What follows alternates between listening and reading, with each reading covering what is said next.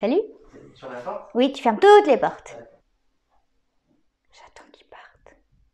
T'es parti? Oui. Ok. Aujourd'hui, on va parler de mon pire cauchemar, mon démon, mon point faible pendant ce confinement. On va parler de ce putain de grignotage.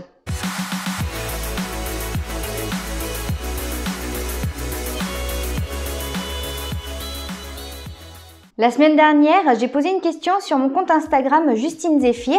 D'ailleurs, je vous mets le nom de mon compte quelque part par là, je ne sais pas où. La question posée était donc: comment vivez-vous le grignotage pendant cette période de confinement? J'ai eu pas mal de témoignages, pas mal de retours, et d'ailleurs, je voulais remercier toutes les personnes qui ont répondu à ma question et qui se sont prêtées au jeu. Au cas où que certaines personnes ignorent ce que c'est, il y a vraiment des gens qui, genre, ont jamais grignoté de leur vie, même pas une seule fois. Bref, le grignotage désigne une prise alimentaire plus ou moins régulière en dehors des repas. Elles ne sont pas liées à une sensation de faim, et c'est ce qui les différencie en fait d'une collation. Pourquoi on grignote? Bon, sachez déjà que 2 Français sur 3 ont l'habitude de grignoter, donc on arrête de culpabiliser parce qu'on pense qu'on est le seul à le faire.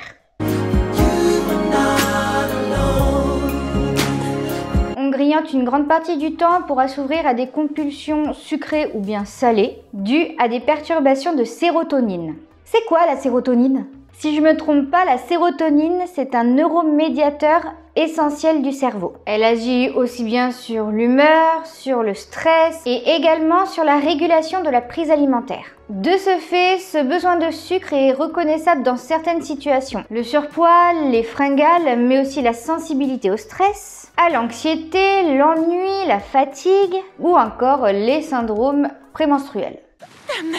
Bref, il y a beaucoup de raisons du pourquoi on grignote. Comme je vous l'ai dit précédemment, j'ai posé une question sur mon compte Instagram qui visait à savoir un peu comment les gens vivaient ce confinement par rapport au grignotage. Alors sachez que dans ma communauté, il y a pas mal de personnes qui ont été opérées d'une chirurgie bariatrique, tout comme moi.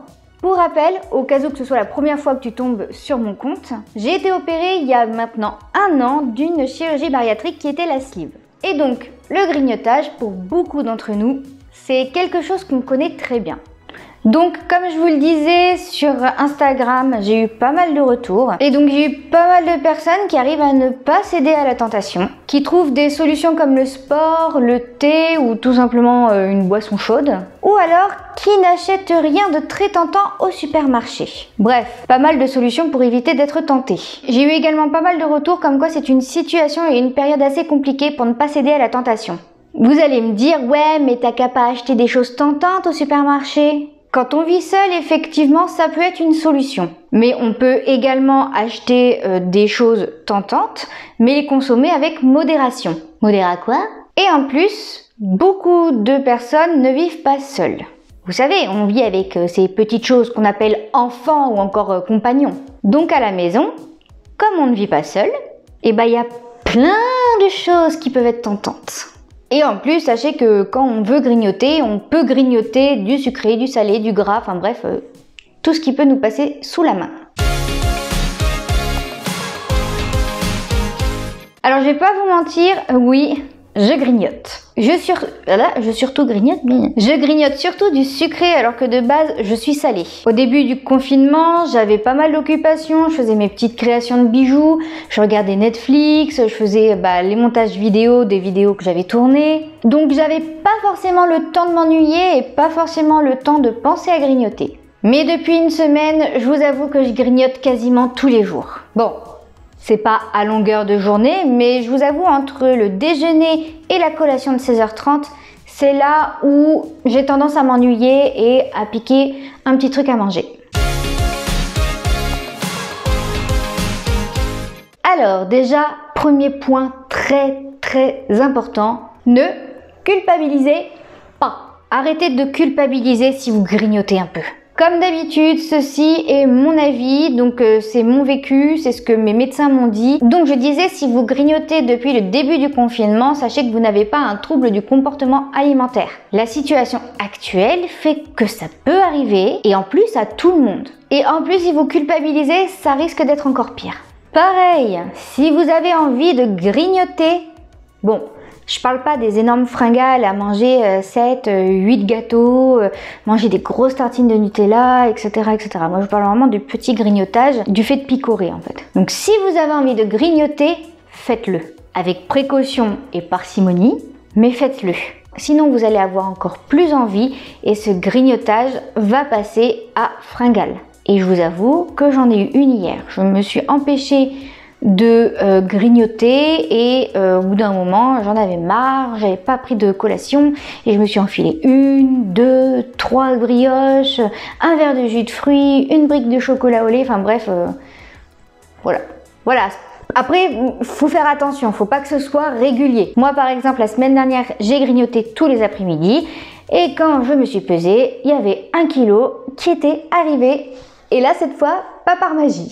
J'en ai donc parlé à ma diététicienne hier au téléphone et elle m'a dit que je pouvais craquer de temps en temps sans m'en vouloir. Et elle m'a même dit qu'il fallait que je privilégie plutôt les grignotages sains, un thé, un café ou même un petit verre de grenadine. Mais voilà, le grignotage, c'est pas parce que vous êtes faible, c'est pas parce que vous êtes boulimique, ce n'est pas parce que vous êtes en surpoids, ce n'est pas parce que vous êtes obèse.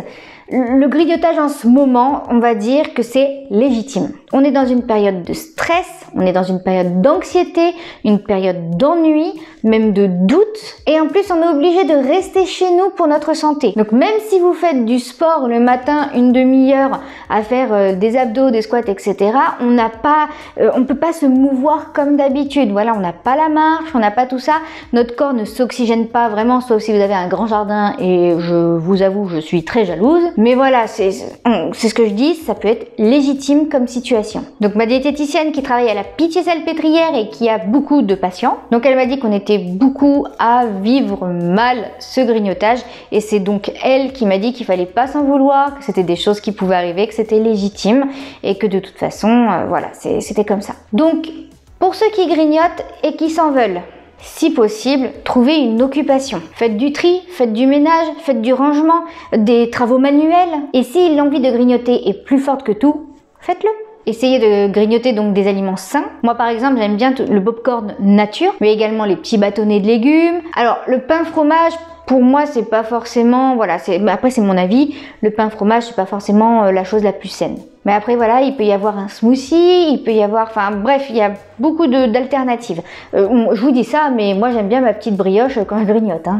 Mais voilà, si également vous avez envie d'une brioche, d'un carré de chocolat, d'un yaourt lacté, etc., faites-le. Enfin, il n'y a pas de, voilà, ça peut arriver de temps en temps. Et comme je vous disais, ne vous privez pas, parce que sinon ça risque d'être pire. Bien évidemment, je ne vous invite pas à passer votre temps à grignoter. Et je ne dis pas que le grignotage est la solution et que ça n'engendre rien. Bien sûr, il risque d'y avoir une prise de poids. Mais voilà, sachez qu'on ne bouge pas.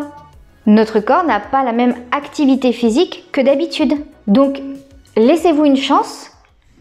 J'ai un truc dans l'œil. Elle est bizarre. Donc, je disais, laissez-vous une chance.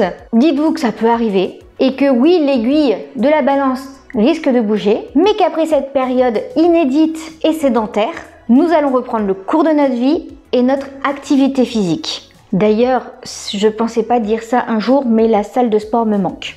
Voilà, donc je sais que tout le monde ne va pas être d'accord avec moi. Il y a des gens qui vont dire que les personnes qui grignotent sont faibles. Bon, bah lui, il va me prendre la tête. Et je souhaite que ces gens n'aient jamais de soucis dans leur vie. Mais voilà, comme je me redis, c'est mon avis, c'est mon vécu, c'est les retours que mes médecins et diététiciens m'ont fait. Et j'avais envie en fait de partager ça avec vous parce que c'est plutôt une façon de penser qui me plaît. Voilà, moi j'avais peur du retour de ma diététicienne, je me suis dit qu'elle allait m'engueuler parce que je grignote et puis je mange pas forcément. Voilà, moi j'ai deux problèmes, c'est le grignotage et l'apéro. Voilà, enfin pas l'alcool, les gâteaux apéro, etc. Je suis retombée un peu dedans et je vous avoue, c'est ce qui m'embête le plus. Hein. Mais voilà, j'avais peur qu'elle m'engueule, j'avais peur qu'elle me dise que c'était pas bien, que ça y est, j'étais en échec, etc. Et non, c'est tout le discours que je viens de vous faire, C'est le discours qu'elle m'a dit et c'est ce qui est rentré dans ma tête et c'est ce qui me permet de déculpabiliser et de me sentir bien et de voilà décompresser un peu parce que vous le savez, je le sais, on se met une putain de pression. Hein. Et je parle surtout des personnes opérées. Hein. Comme on a fait une sleeve, un bypass, maintenant tout doit être nickel, on doit être comme machin qui est le modèle, etc. Non, enfin les gars...